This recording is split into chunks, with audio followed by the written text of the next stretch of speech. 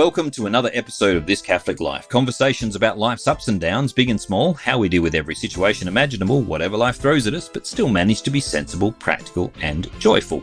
Today's show is Counter-Culture. It's a continuation of the conversation of how we share the faith in the modern world. A couple of things we brought up in that conversation led us to more conversation, and so we're having another one on what parts of our culture we need to be in harmony with or aware of, and other parts that perhaps we need to be a little bit different.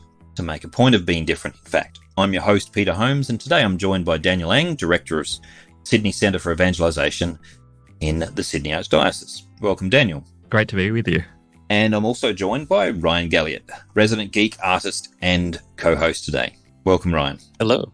Before we get started, just a reminder that if you like the show, you should subscribe on your podcast app, and that way you won't miss an episode. So, getting into the topic, countercultural, I'm going to throw the box straight away in terms of the culture itself. You've had an experience of quite a different cultures as you grew up. Yes. It's one of those things you learn very quickly to see the individual over the culture. Well, at least right. I've had to, in order to communicate, because it's so easy to forget which culture you're in or how to deal with people. And in a way they would behave differently. For example, if you went into a parish in the Philippines or in another place, you would get a different kind of reaction from people.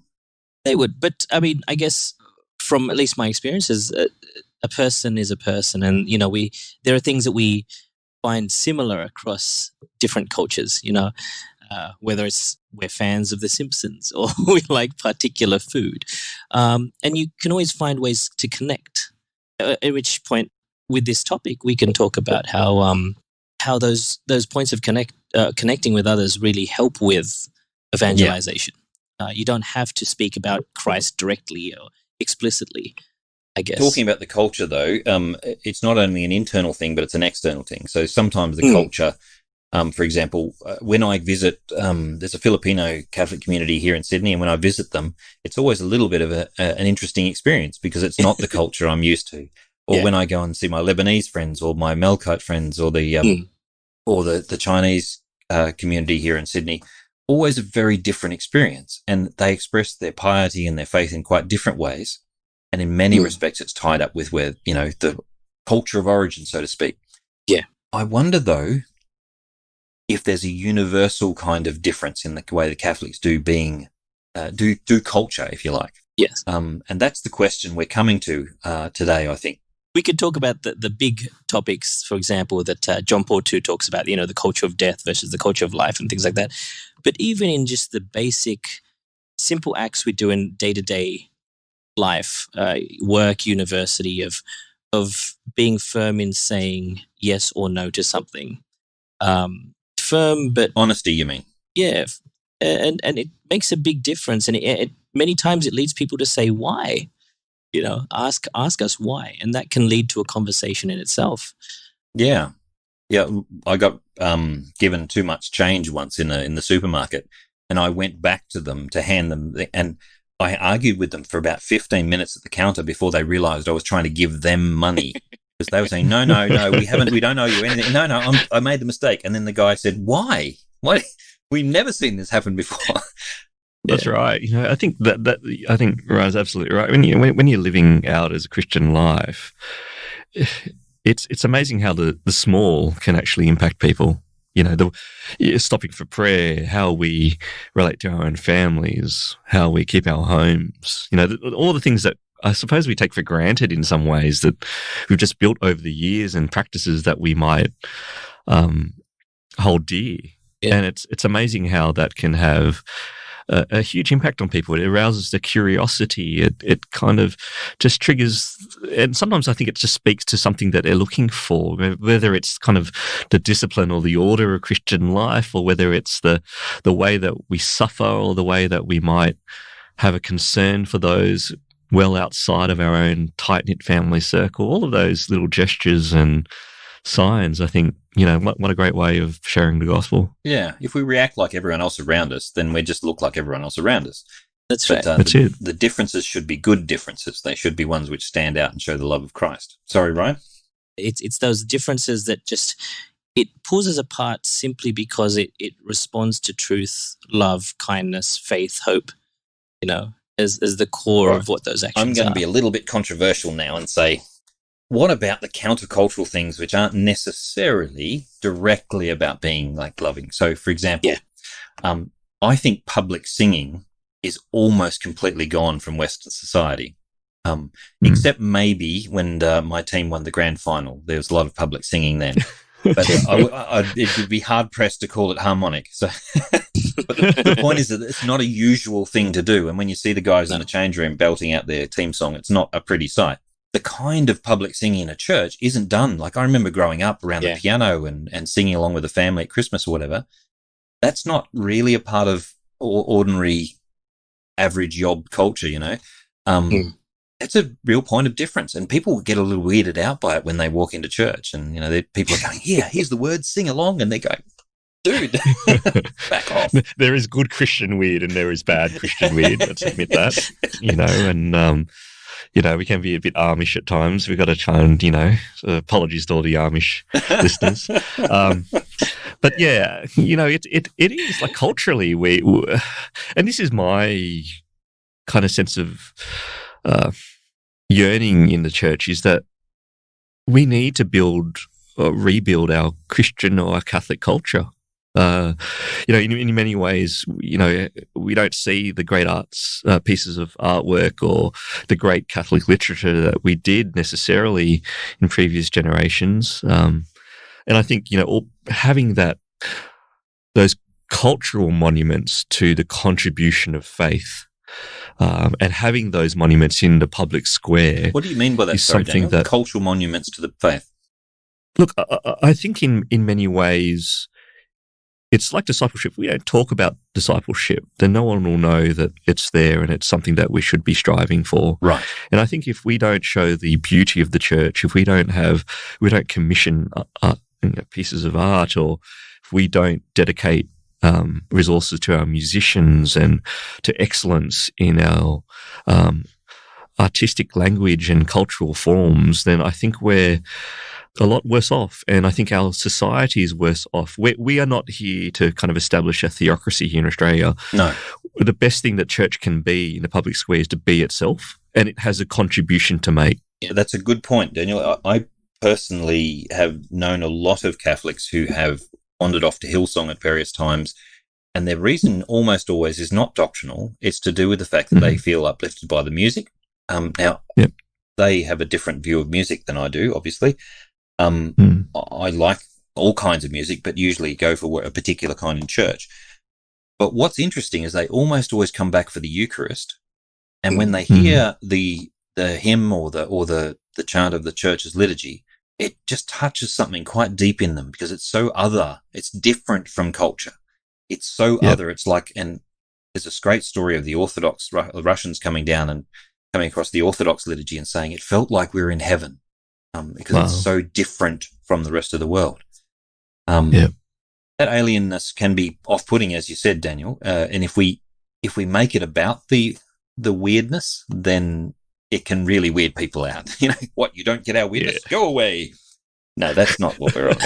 But that weirdness. Just because the gospel's relevant doesn't mean that we are, right? And this is the thing with culture. It's quotes tonight, mate. No. Look, we all live in a culture which is not of our construction and not of all of our preference or necessarily in alignment with our faith. So it's a balance, at least for me, in my personal experience, and I'm sure there's a million ways to live this, but you can't engage with something you negate. So if you're not going to engage in culture at all, then evangelization is going to be pretty difficult. Which is why there's the argument to be made that, it's not about necessarily starting a new Catholic culture, but helping what we have develop in relationship to, in conversation with the culture of the world around us. Yeah. So we can go both ways with that. One way we can sort of pine after a culture which is a sort of mythical past, because it almost never actually matches up with what was in the past, but we can pine after an idealistic view of the past, or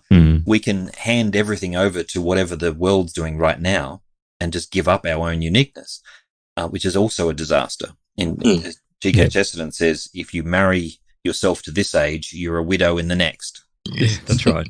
That's right. And I think right. that's the thing about tradition, as we understand Catholic tradition. It's this resource of practices and ways of living and artworks and literature, that all of that is actually a resource rather than a burden from the past. It allows us to think and dream and imagine and engage with the present and look to a future with resources. This is the wonders of our Catholic tradition. So, it's such a privilege to be Catholic in this moment. I think we're uniquely placed to offer our faith and our tradition to a culture which is searching for meaning.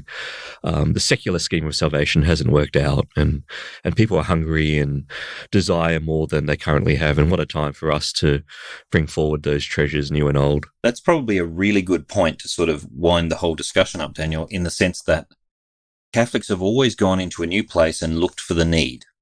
Now, in Australia, we've got a situation where a lot of the traditional ways that Catholics have done mission, like hospitals and schools and other things, are corporatized. And you can't just wander in and say, I'm setting up a school. The government might have something to say about that.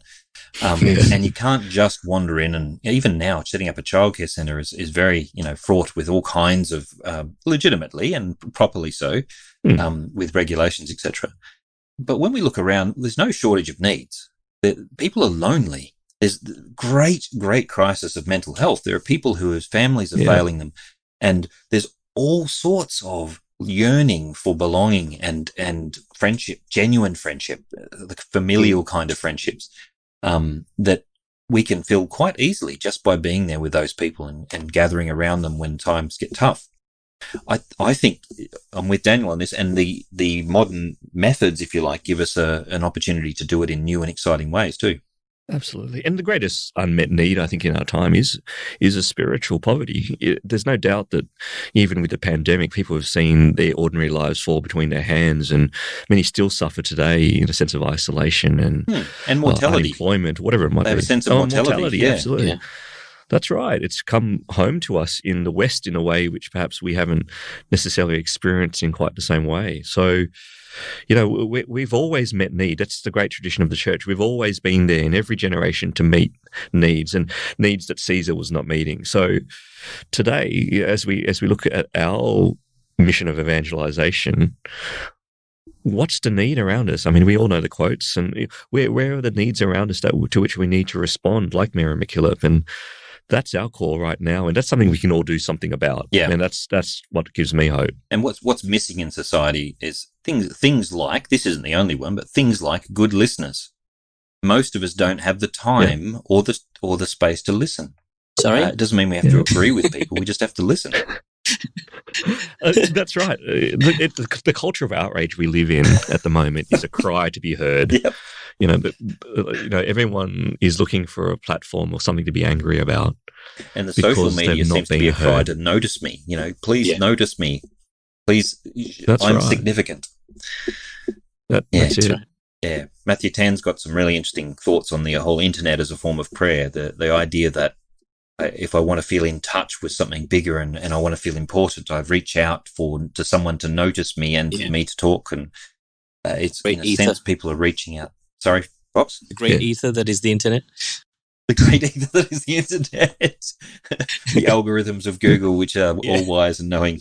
Anyway, all right. And that's part of the challenge, I think, when even with online evangelization, that people want to be seen, but they don't necessarily want to be known. There's a sense that, it's such a tensive relationship with digital forms of evangelization that, you're living privately, publicly, and that's why I think you need the online outreach, but you also do need human community, because too much privacy is is a nightmare. So we've got to be discerning in the way that we evangelize today, and use all of the tradition that we have in hand to find the best ways to share the gospel, and know what the limits are of the forms of media that we're using, as well as the possibilities. Sometimes, though, if I can come back to the cultural question, sometimes our culture that we project, we send a message that they have to change to our culture in order to be Catholic. There are a number of blokes that I know who who were quite shocked to hear that I was a Catholic. I play online games, and it gets quite involved, and it gets quite tense sometimes, and there's a bit of argy-bargy back and forth. I mean, they admitted, you're not as forthright with language as we are, but I'm prepared to kill them in the game if that's necessary, and it seems to be necessary more often than not. But the point is that they were a bit surprised because there's a kind of a Ned Flanders kind of projection of Catholicism sometimes. Yep. The whole very proper. Oh no, we don't say that. Scrumdiddlyumptious kind of thing. Whereas when we're prepared to have a beer and sit down and maybe talk with the truckie in his own language, maybe actually, empathise with someone who's having a genuine run-in with the law, or, not that we disagree with the law, but just in terms of actually not projecting a kind of clean-cut Ned Flanders image, but actually trying to go where the people were. Like Jesus ate with tax collectors and prostitutes. That's a messy evangelization right there. It's the kind of thing Pope Francis has been calling us to. Sorry. And they're the most difficult mission fields. I'm sure we're all looking, we have the Christmas experience where we're very close to Christmas now. And you can imagine that, there's all sorts of family dynamics happening around the Christmas table for so many. And that can be one of the hardest mission fields, right? And they know what we're really like, whatever we might project out there in the public square. Our families know what we're like. And that's a hard mission field, but that's a great testing ground. It's colleagues, it's with, the tradies on site, whatever it might be. We don't have to be puritanical or pretend to be perfect. I think the most attractive thing about the gospel is there's room for growth. There's room for development. There's room for forgiveness. And that's, ironically, is one of the most attractive things about the church, is that, we are imperfect, but committed. And everyone else talks about acceptance, but the church actually accepts. Everyone else talks about inclusion, but they do that by sort of pretending there's nothing to worry about. Whereas the church acknowledges, yes, there's actually dirt there, but we're going to take you anyway. We're going to embrace the leper. We're going to embrace all the warts and all, and bring you in because you're just like us. Yeah, absolutely. And that's the joy of the gospel, right? I think in many ways we misunderstand what that joy looks like. It's a paschal joy, right? It's, Jesus wasn't happy all the time. Things didn't always go to plan, but he was always joyful because he knew the Father's love. Even on the cross, he knew the Father's love, and that's the joy that, you don't have to be perfect to be fulfilled. That's true. Be perfect to be joyful. I'd like to put in a good word for laughter, though, because he did actually give his disciples naughty nicknames and like tease them and all kinds of things. So he had a bit of fun too. That's probably all we've got time for this podcast. So thank you very much for joining us, Daniel and Vox. Before we go, it's time for shout-outs. What have you got for us, Daniel? Shout out to all our clergy. I'd actually just like to honour them and thank them for their service and commitment. No, it's coming up to a busy time of year, so prayers with them. Yep. And Ryan? To all my creative friends who are actually trying to help to build a new culture up there. Excellent. And I'm going to shout out to every one of the listeners who faithfully tuned in and listened and given us feedback. I really, really appreciate it. We've hit a big milestone about a month or so back, and it's just humbling to have you on board, and it's great, and we hope you join many more discussions. That's all for now. Thank you for listening to This Catholic Life.